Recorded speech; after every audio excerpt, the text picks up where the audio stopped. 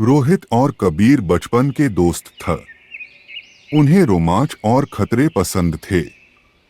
उन्होंने सुना था कि इस जंगल में एक प्राचीन दानव रहता है जो इंसानों की इच्छाएं पूरी करता है, लेकिन बदले में कुछ अनहोनी हो सकती है।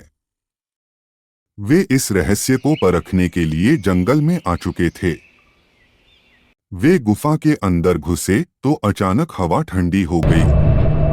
उनके सामने एक काला साया प्रकट हुआ। उसकी आंखें आग की तरह जल रही थीं। तुम यहाँ क्यों आए हो? उसकी आवाज गूंज उठी। रोहित ने हिम्मत दिखाते हुए कहा, हम तुम्हें देखने आए हैं। क्या तुम सच में इच्छाएं पूरी कर सकते हो? शैतान मुस्कराया, हाँ, लेकिन बदले में तुम्हें एक सौदा करना होगा। शैतान ने उन्हें एक किताब दी और कहा, इस पर साइन कर दो और तुम्हारी एक एक इच्छा पूरी होगी। लेकिन याद रखना, हर इच्छा की एक कीमत होती है। कबीर थोड़ा डरा, लेकिन रोहित ने झट से साइन कर दिया। कबीर ने भी हिचकिचाते हुए दस्तखत कर दिए। अचानक तेज हवा चली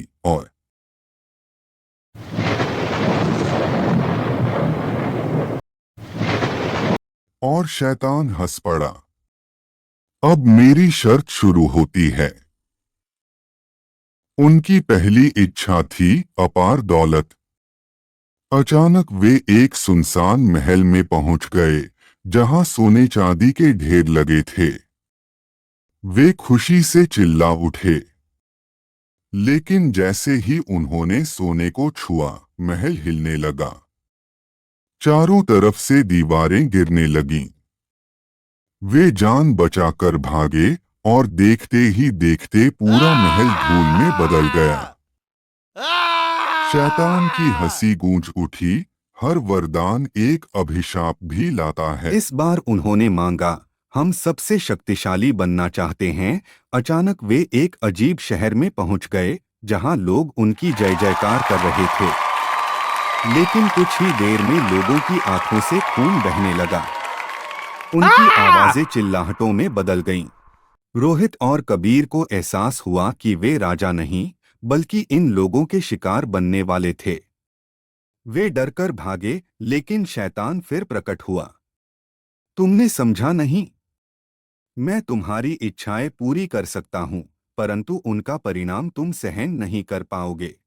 अब दोनों दोस्तों ने डरकर आखिरी इच्छा मांगी, हमें हमारे पुराने जीवन में वापस भेज दो। शैतान मुस्कराया और बोला, ठीक है, लेकिन यह आखिरी सौदा होगा।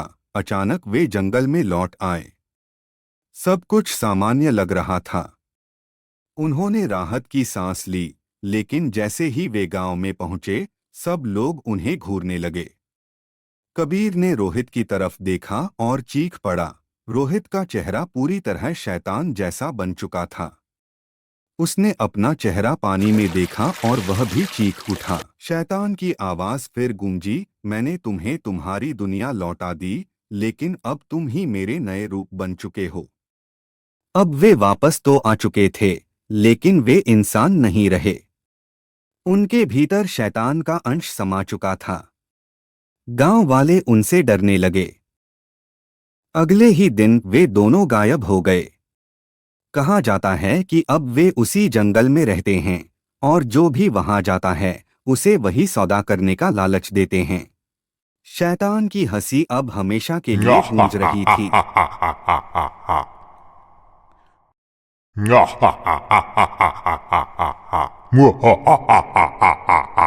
लालच और शॉर्टकट का रास्ता कभी भी सुखद अंत नहीं देता। हर इच्छा की कीमत चुकानी पड़ती है। क्या यह कहानी आपको पसंद आई?